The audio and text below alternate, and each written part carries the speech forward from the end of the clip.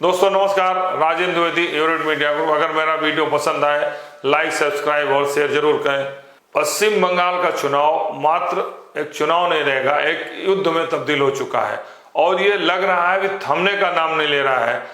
23 अप्रैल को प्रथम चरण 152 सीटों का और 29 अप्रैल 142 सीटों का मतदान हो जाएगा। 4 मई गणना हो जाएगी और किसी न किसी के पक्ष में चुनाव परिणाम आएंगे। जिसके पक्ष में आएगा सरकार बनाएगा।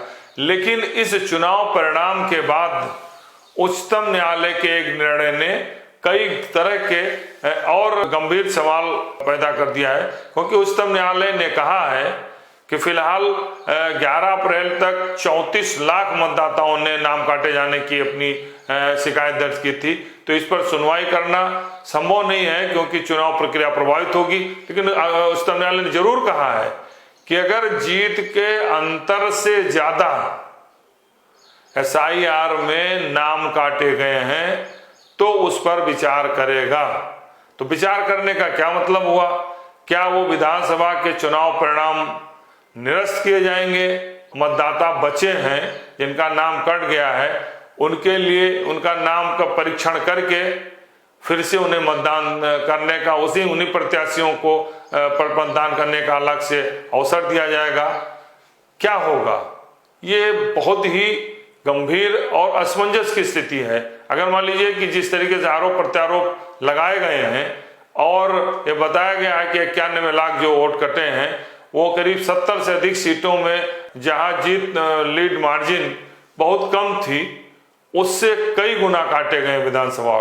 तो अब जीत हार का अंतर भी अगर उसी रेशियो में हुआ, जीत हार का अंतर कम हुआ और ज्यादा लोगों के नाम काटे गए हैं, तो एक उच्चतम न्यायालय के निर्णय के अनुसार फिर नए तरीके से विवाद पैदा होगा।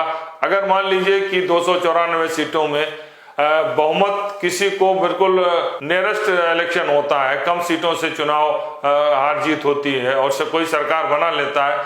आप सपोज कीजिए कि चुनाव परिणाम आने के बाद जिसने सरकार बनाई है बहुमत के आधार पर, उसके जीत की सीटों का लीड मार्जिन मान लीजिए बढ़त में 10 सीटें 20 सीटें मिली हैं और उसके लीड मार्जिन 5,000, 7,000, 10,000 है, लेकिन उन विधानसभा में उसके SIR में ज्यादा नाम काटे गए मतदाताओं के। तो ऐसी स्थिति में उच्चतम न्यायालय क्या निर्णय करेगा, ये भी बहुत गंभीर विषय है। क्या नए मतदाता जिनका नाम काटेंगे उनको किस तरीके से परीक्षण करेगा और कैसे उनको अवसर देगा, और जो उसने उच्चतम न्यायालय ने कहा कि मैं सुनवाई करूंगा वो कैसे करेगा, ये बहुत चिंता का विषय है। और सबसे इंटरेस्टिंग ये है कि ये चुनाव, पश्चिम बंगाल के चुनाव का जो बैटल है, संघर्ष है, ये लग रहा है कि SIR प्रक्रिया के कारण जिस तरीके से उलझा हुआ है, चुनाव परिणाम आने के बाद भी उच्चतम न्यायालय के निर्णय के अनुसार